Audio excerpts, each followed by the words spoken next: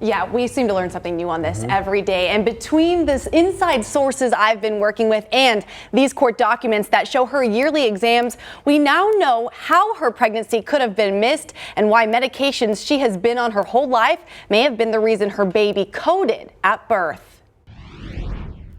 How did Hacienda staff miss the 29-year-old's pregnancy if she was getting routine checks for 26 years? According to these court documents, the patient was diagnosed with a brain injury and had been living in a vegetative state at the facility since she was 3 years old. These records show the patient received bowel treatment and care for years. And now, inside sources telling us she had bowel obstruction surgery.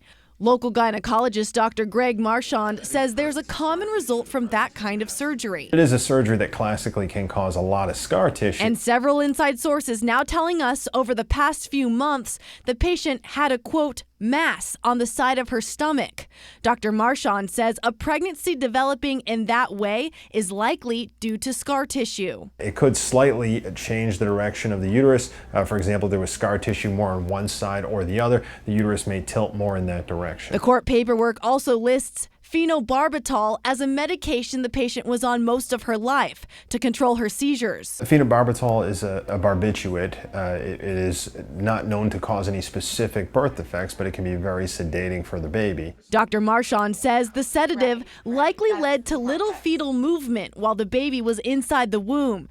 And it also is likely the reason the emergency call came in for a baby who was coding when he was born. If a baby's sedated with anything, especially a barbiturate like phenobarbital, the baby could not want to do that, be very sleepy, be unable to breathe well. Dr. Marchand says this case now hits even closer to home. Wednesday night, he got a call from Adult Protective Services to check on a woman in a vegetative state who had been living at Hacienda. I was asked to come see her to see if there was any evidence of sexual abuse. I did the necessary tests and exams and didn't see any signs of any abuse. As he continues to follow the case, he says while it's likely the pregnancy was on one side of her body due to her surgery and may have looked like a mass, there's no excuse for not knowing she was pregnant. I guess it could be mistaken for an abdominal tumor instead, but any tumor workup at the very beginning of which is going to require some kind of imaging, and that imaging is immediately going to give you the answer.